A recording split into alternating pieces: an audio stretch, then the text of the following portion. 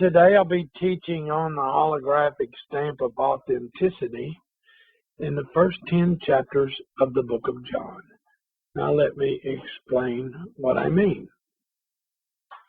Every chapter in the Bible has a secret seal, I call it the stamp of authenticity, to prove that God has the Bible written just the way He wants it written.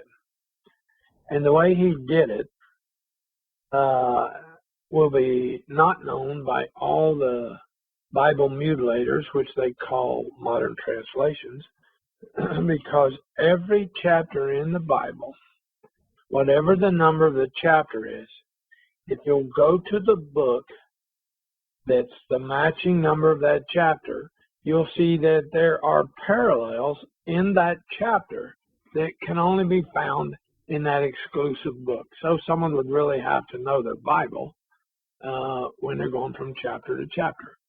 In the past few Bible studies, past few years, this little group is aware that there's an application in the chapters of John for our time in the 21st century. Now watch.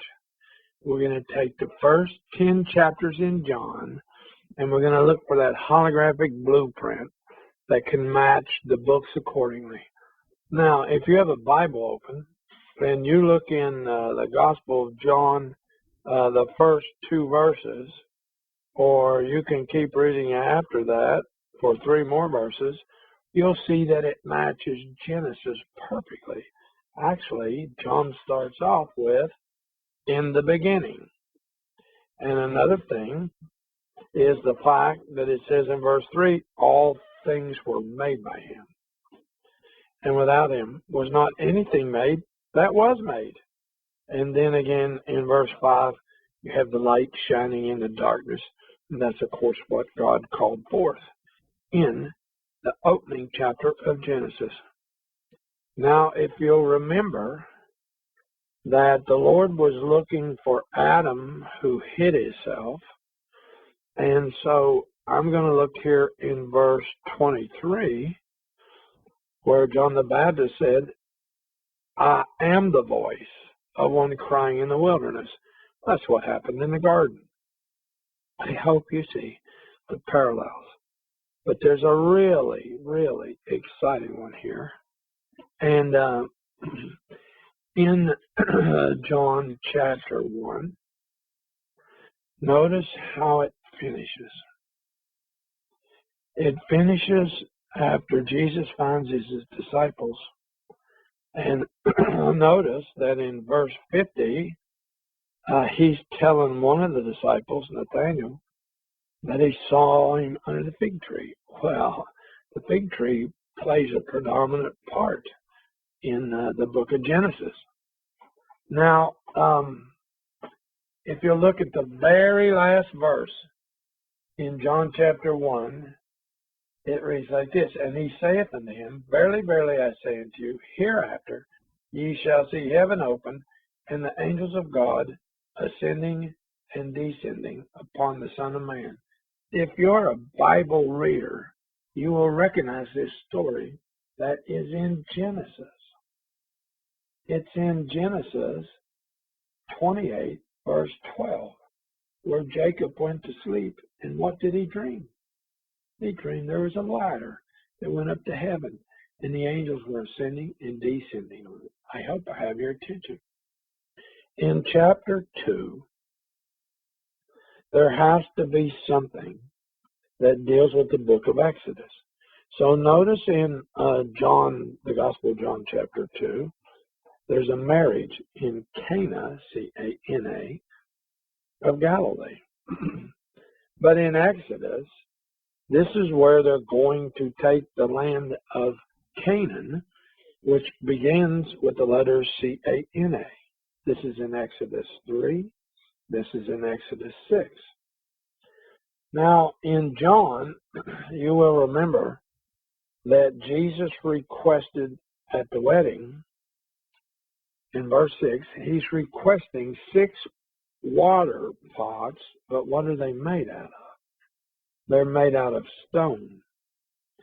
You will remember that in Exodus, the people complained about a need for water, and Moses struck the rock, and the water came out of the stone.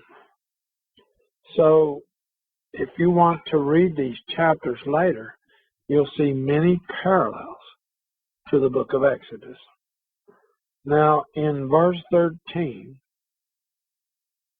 of the Gospel of John chapter 2, it says, "And the Jews' Passover was at hand." Well, wait a minute. The Passover is based on the children of Israel leaving Egypt. That's the first Passover back in Exodus 14. So what are we matching? We are matching John chapter 2 to Exodus because that was the first Passover. So notice in verse 15 that Jesus makes a scourge or a whip out of small cords, and he drives them all out of the temple. So the Lord promised in Exodus 2:17, there is a mention of the shepherds, and he drove them out. And they're headed towards the promised land where they are going to drive out everyone. So if you read these verses in John chapter 2, remember to read verse 22, because the second half of it, after the semicolon, says, "And they believed the scriptures and the word which Jesus had said." And that's the most important thing, is to believe the scriptures. When we get to the famous chapter 3 of the Gospel of John, I am looking for things that match the book of Leviticus. Now, Nicodemus comes. He's a ruler of the Jews. Everyone's familiar with this.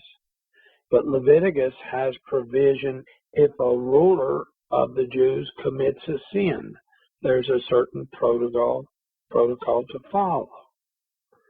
And Nicodemus calls Jesus a teacher who came from God. But in Leviticus 10:11, it's talking about teaching. And in chapter 14 and chapter 19, in the book of Leviticus, people consider Moses a prophet, but they forget he was a teacher. So the famous verse about being born again, it wasn't hard for me to find the word born in Leviticus 18, and Leviticus 22 and 23 and 24. Now let's see what else we can find here. Because you'll realize that Moses wrote the first 5 books. So notice here comes Moses' name in John 3:14. As Moses lifted up the serpent in the wilderness, even so must the Son of Man be lifted up. Now this serpent being lifted up was not in Leviticus. It's in Numbers, which is a shadow book. But remember, Moses lifted the serpent up after he cast down his rod. So we're continually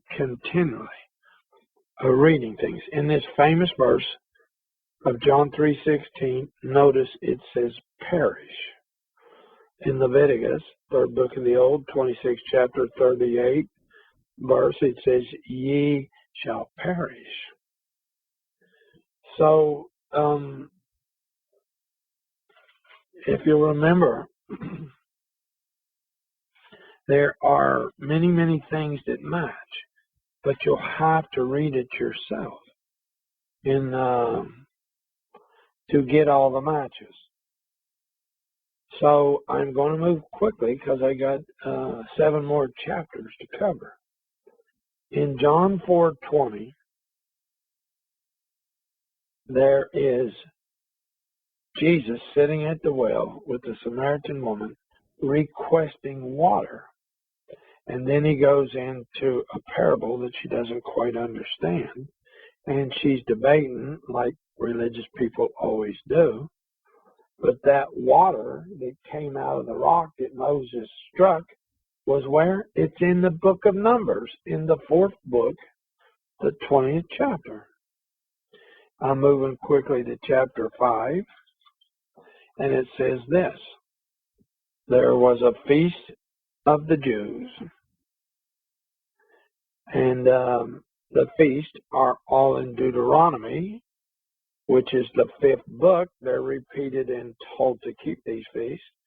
And I want you to think deeply. In John chapter 5, verse 8, Jesus tells the man who's waiting patiently at the pool, what does he say? Take up thy bed and walk. And immediately the man was made whole, verse 9, and took up his bed and walked. On the same day was the Sabbath. Now, you have to think about it. In book 5, this is Deuteronomy, the children of Israel walked for 40 years. And I'll guarantee you, they carried beds to sleep on at night. So a lot of things are very, very hidden. Look at chapter 5, verse 46. Because for had ye believed Moses, well, that's who's in the book of Deuteronomy. That's who wrote the first 5 books. You would have believed me, for he wrote of me. Well, what in the world did he say wrote of him? Well, in Deuteronomy 18:15, he's talking about raising up a prophet.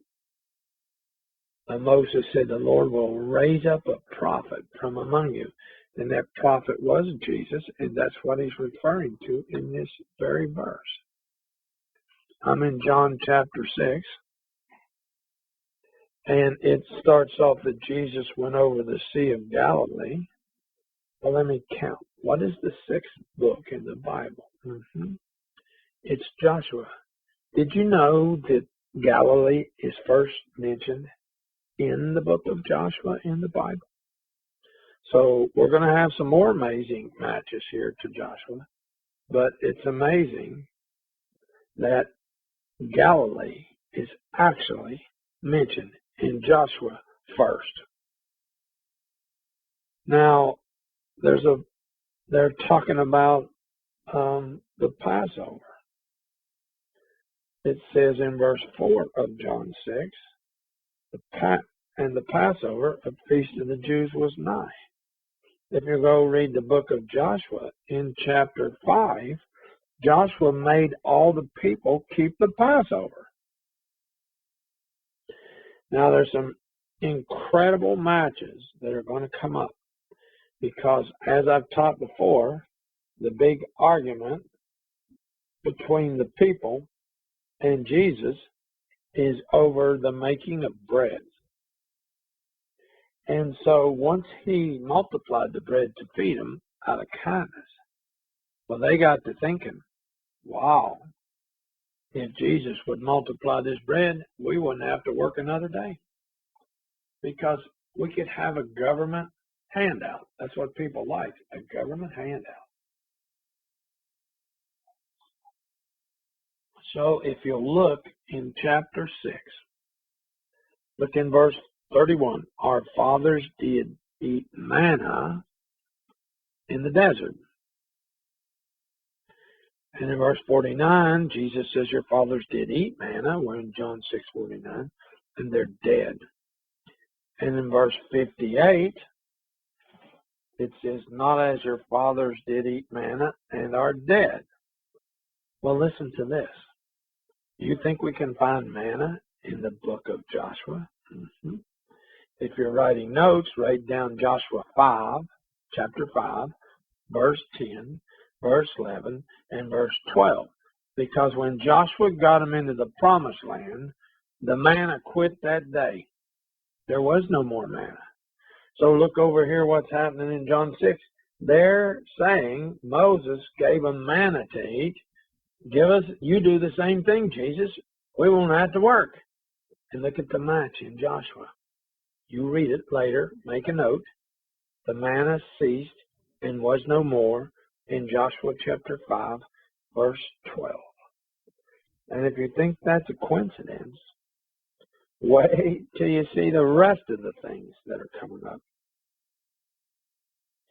Because everyone in my Bible study is well aware of what happens in the closing verses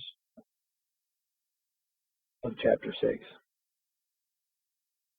Now, here's the point. In Joshua, chapter 3, chapter 4, he's pulling out 12 men to put stones at the River Jordan. Well, we've got 12 because Jesus says, have not I chosen you 12? And one of you is a devil. And the word devil is not in Joshua, but it's in the shadow book in Deuteronomy chapter 32:17, talking about people sacrificing their children unto devils. But I've got a blockbuster for you right here. Verse 71, the last verse in John 6. He spake of Judas Iscariot, the son of Simon, for he it was that should betray him, being one of the 12. Now, how do you like this fact? Judas Iscariot means that his name meant that he lived in Judah. When it's transcribed from Hebrew to Greek, it switches from an H to an S. But listen to this astounding fact. Where is he? Ish, meaning a man, I-S-H, Kerioth. No, it's Kerioth. I'll spell it for you. It's a town down in Judah, spelled Kerioth. And if you're not believing this Bible study, what do you think about the fact that the name of that town, Kerioth, where Judas was from, is first mentioned in guess what book? The 6th book. And look at all this. Look at all the 6s in John chapter 6. I tried to go down to Kerioth to get a photograph. I got close. But when I told him where I wanted to go, I was down in Bethlehem. Oh, no. I'm not going to drive you down there. There's nothing but machine gun nest. So the next time I go, I'm going to try to come up from the south. Or if someone with skill would like to do Google Earth, there's just some ruins left there of the town of Kerioth, where Judas came from. Judah, Ish, I-S-H, means a man from Kerioth. Now, how astounding is this? That Kerioth is in the 6th book of the Bible, and we're in chapter 6. There's more to come. Hang on.